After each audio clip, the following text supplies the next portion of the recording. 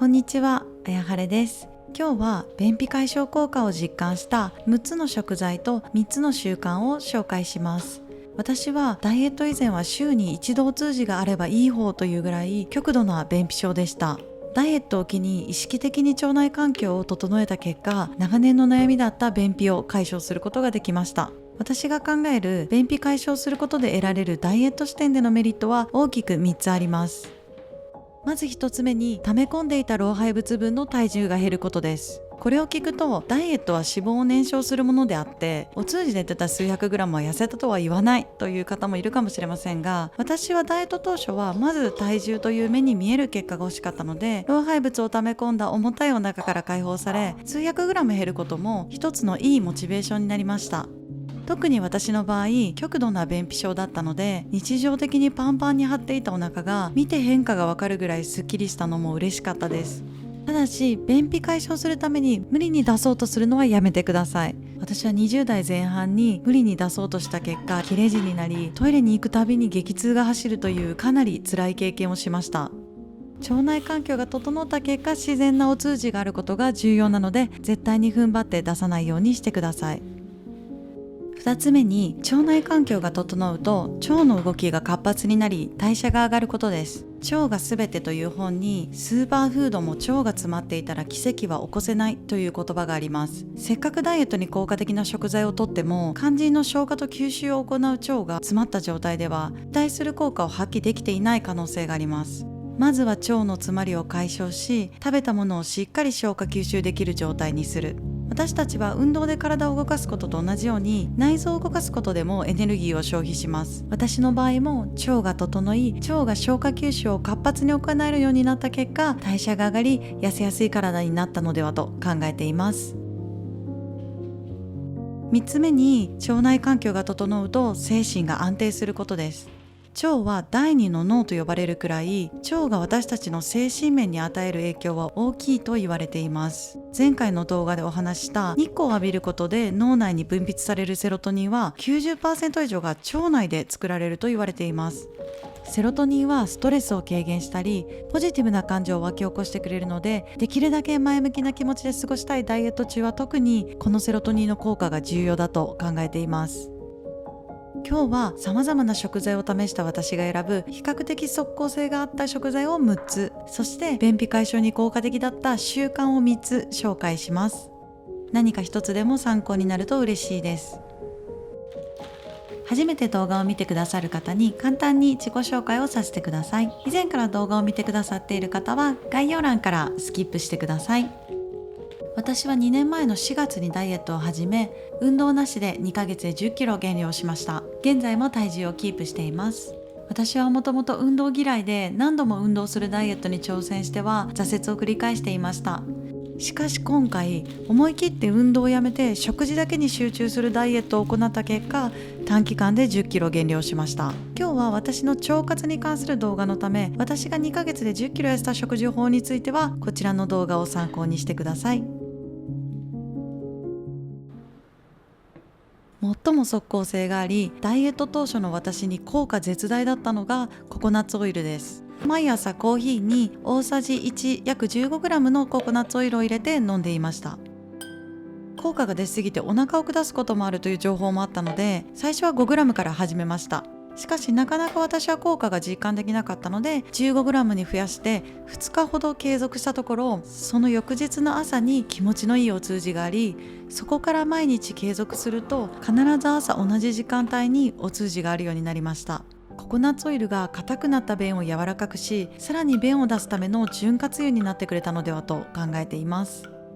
これからココナッツオイルを取り入れてみようかなと思う方は、まずは温かい飲み物に 5g のココナッツオイルを混ぜて朝飲んでみてください。ココナッツオイルは20度以下では固体になってしまうので、温かい飲み物に混ぜるのがおすすめです。最初は少し油を飲んでいる感覚だったり、匂いや味が気になるかもしれませんが、私は味の濃いコーヒーに入れることでそこまで気になりませんでした。ココナッツオイルを購入する場合は、良質な油であることを意味するエキストラバージンという記載があるものを選ぶのがおすすめです。ちなみに私は2ヶ月ぐらい継続的に飲み続けた結果、飲まなくても毎朝お通じがあるようになったので、今はほとんど飲まなくなりました。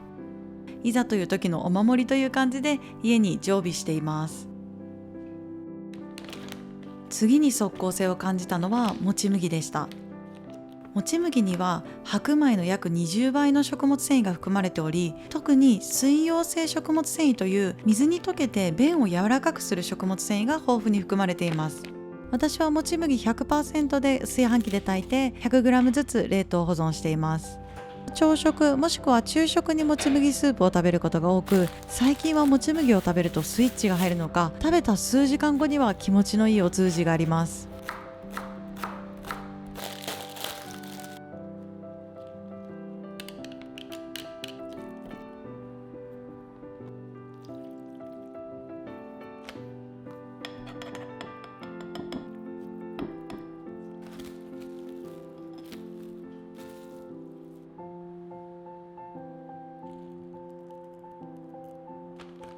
以前紹介した朝食レシピの中にもち麦の炊き方とお気に入りレシピ2つを紹介しているので、取り入れてみたいなと思った方はぜひ参考にしてみてください。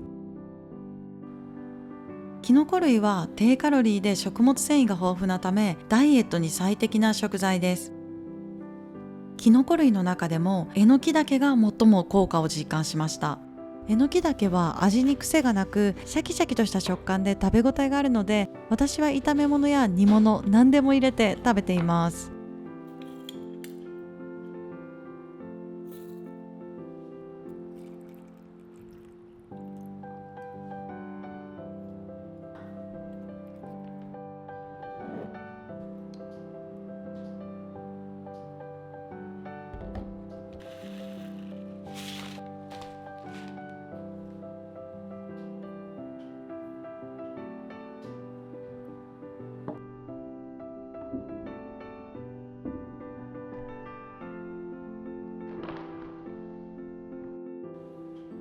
生の大根も便秘解消効果が期待できると言われていますが、私は切り干し大根が効果絶大でした。切り干し大根は水に溶けにくい不溶性食物繊維が多く、この不溶性食物繊維は腸を刺激して便通を促してくれると言われています。私は切り干し大根もスープにして食べています。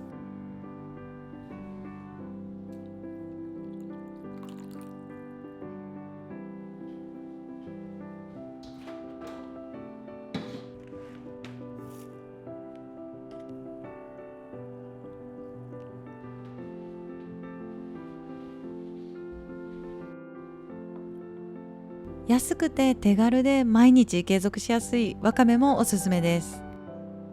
わかめを含む海藻類は水溶性食物繊維が豊富で、毎日継続して食べることで効果を感じた食材です。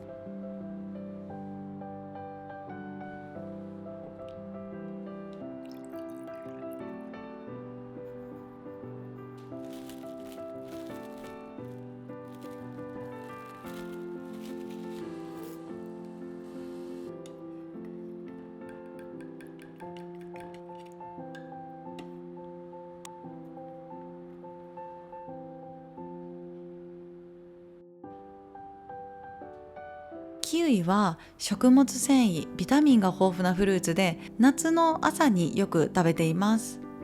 グリーンキウイの方が食物繊維が豊富で、ゴールドキウイはビタミン C が豊富と言われています。私はあまり食欲のない朝も腸を動かすために何か食べるようにしているので、ヨーグルトにキウイを乗せて蜂蜜をかけて食べることが多いです。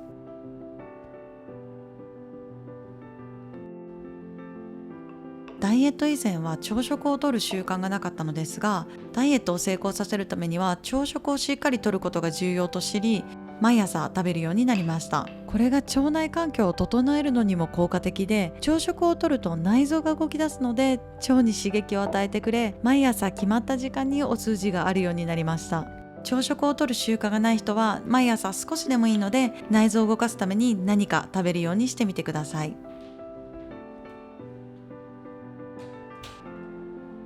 毎朝便意がなくても決まった時間にトイレに行く習慣を身につけました。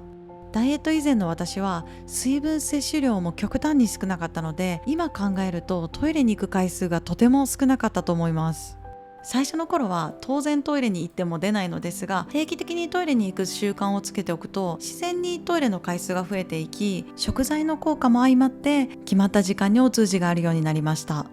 またトイレに行くために立ち上がり少し体を動かすことも腸に刺激を与えます。トイレに行く頻度が少ない方は定期的に立ち上がってトイレに行く習慣を身につけてみてください。私はダイエットを機に1日2リットルの水を飲む習慣を身につけました。この習慣のおかげで便が柔らかくなり、便秘が解消された一つの要因になったと考えています。2リットルという量を飲むことが重要なのではなく、定期的に水を飲むことが大事なので、まずは1リットルなど自分のできる範囲から始めてみてください。今日も最後までご視聴いただきありがとうございました。腸活だけでなくダイエット全体に言えることなのですが、何か目標達成するためにはまずは知識を得ることが重要です。そして知識と同じぐらい重要なのが実践経験、何回トライアンドエラーを繰り返せるかだと思っています。例えば今回の動画を見て腸活の王道ともいえる発酵食品がないことに意外性を感じた方もいるかもしれません。納豆、キムチ、ヨーグルトなどは私の場合効果をあまり実感できませんでした。なんでみんながやってる方法で私はうまくいかないんだろうと、原因が何なのか突き止めようとしたり、食べ方の問題なのかとかいろいろ考えすぎてしまった時期がありました。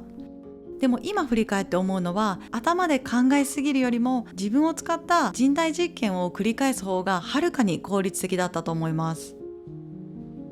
発酵食品がダメなら他の食材を取り入れてみる。思い当たるものを全て挑戦してダメだったら生活習慣を変えてみる。そうやってトライアンドエラーを繰り返した結果、私は今日紹介した6つの食材と3つの習慣のおかげで長年の悩みから解放されました。私が今回紹介したものでは効果が出ないという方もいるかもしれません。その時に自分はどこかおかしいんじゃないか、私はこの悩みから解放されることはないのかとあまり考えすぎずに、これはダメだったか、じゃあこの食材はどうだろうと、とにかくトライの数を増やしてみてください。そのトライの数は決して無駄にはならず、自分の経験として蓄積され、その経験が自分を成長させてくれると私は信じています。以上、あやはれでした。